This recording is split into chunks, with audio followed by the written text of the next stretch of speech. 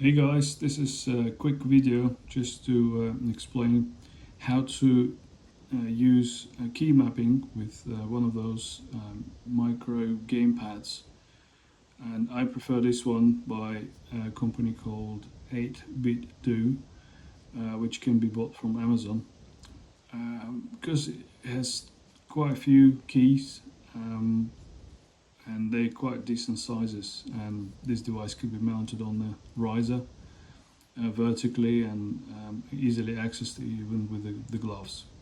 So the SkySignals app has support for any kind of gamepad, including this one.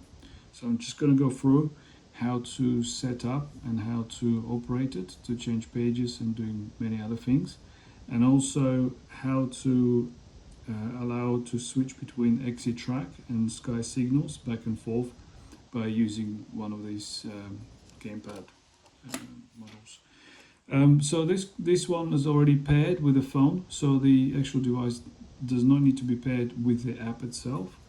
Only needs to be paired once with the phone itself, just like you would normally do. And when you turn the device on, it will automatically connect. I prefer to use this device in the K mode, which is the keyboard mode. There are other modes such as S and D and K. So D is for Android, but I just found it kind of suits me better, but I think it's a matter of preference. What kind of mode do you want to use?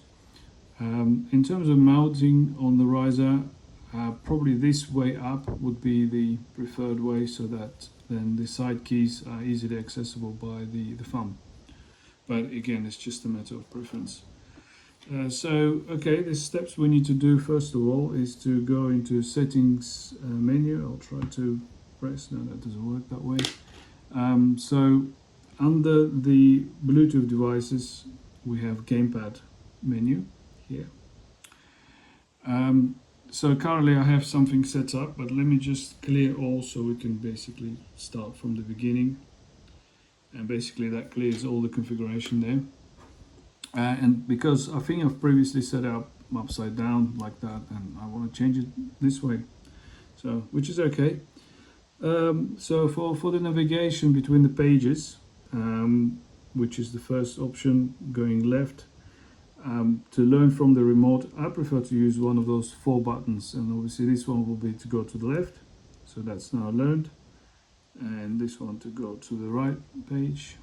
Okay, so left and right. And then for the zoom, I would use the other 2 buttons, so the down button for zoom in and the up button to zoom out. For map panning, left and right, I use this keypad there, the cross one. So to go left, press the left button, and then to go right, the right button, and scroll up and down. Obviously we use up and down keys. So this is dual function key, which is also used for panning up or scrolling up. I'll explain what the scroll up means, but for the pan of the map, which is the first use, so basically that's going up and that's to go down. Okay. Then there's this special function called select or click. I'll explain what it means as well. So we'll learn that one. So I will just use this little star. I know it's not as easily accessible, but it still can be accessed with the thumb. Okay, so these are extra ones, is to launch XC Track. And actually, to be honest, the one that at the bottom is the currently in use. You can ignore the launch the SkySignal completely, because this is something we're going to go through, and it needs to be done from the XC Track app itself.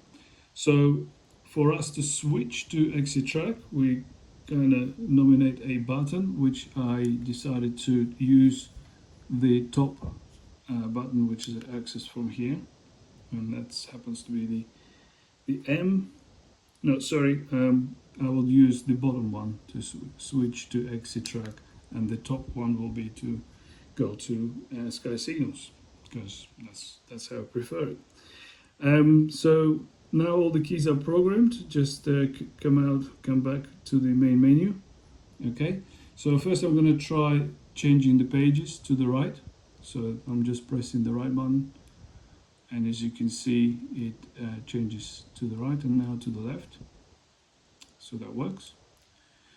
Within the map itself showing, so we could start the pan mode, but by pressing any of these up, down, left and right keys, you will initiate the pan mode. Doesn't matter which one you press first, that starts it. And then you can start moving the map by pressing the up or the down. So by the way, those orange lines are power lines. So this map is quite good at showing the power lines. If you're flying around, I think they're quite nice and visible. Just a little detour. So these are how the panning works, and then I can press the up and down, this one to zoom in and this one to zoom out, as you would normally expect. And then left page, again I'm on the airspace map, again same. It doesn't actually start the pan mode, but it does let you zoom in, zoom out, just like you would normally do. And back to the main radar page, the same zoom out and zoom in buttons work to zoom in at the radar. So you can see it's changing now 1 kilometer radius, and if I zoom out, now it's 3, zoom out 6 and 9. So that's how it works for basically zooming out. All my other devices basically next to me, so you wouldn't see the effect of the zoom, but imagine if there was other aircrafts, then that zoom will work.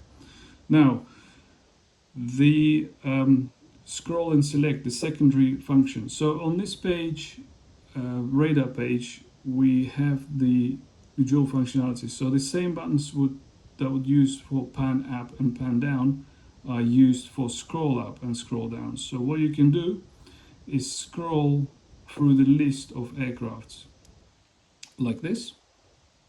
So I'm going down, you can see the highlighting.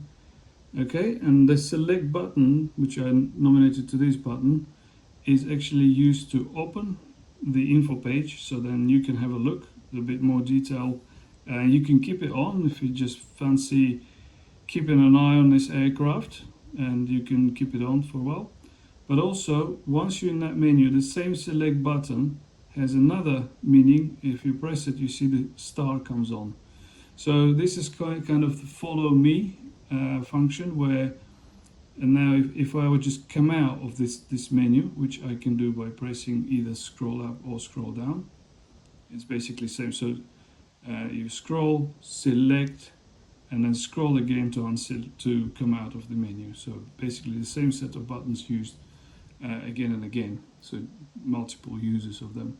So what we've done just now is by selecting or activating the follow me or follow that aircraft star button, it will start drawing the actual track of that aircraft. So you can see the line is the polyline, and it'll be multicolored, colored according the climb rate or the sink rate of that aircraft. So if you're following someone, you will see their track colored according to their climb or sink.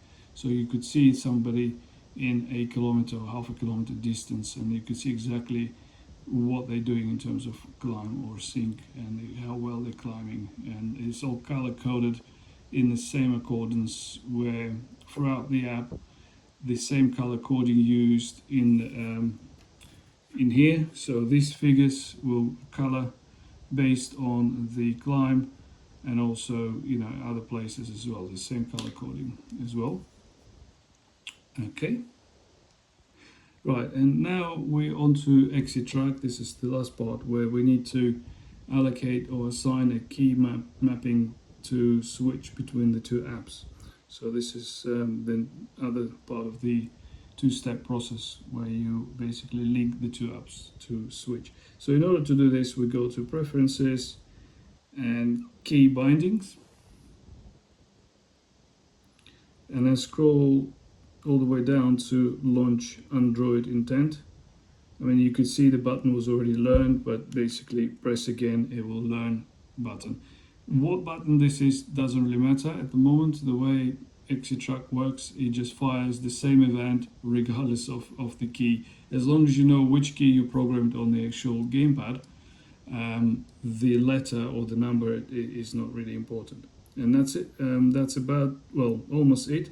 So the first time when you use it, it will prompt you to give or grant access to launch the SkySignals app. So I'm just going to press that button, and you can see nothing happens. So I had this behavior before.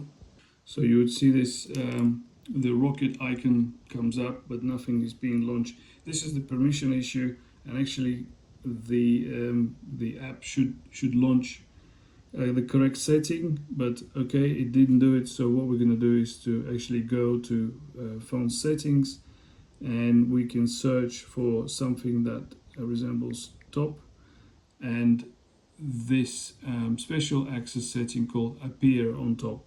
So go to there and then appear on top. Scroll to SkySignal app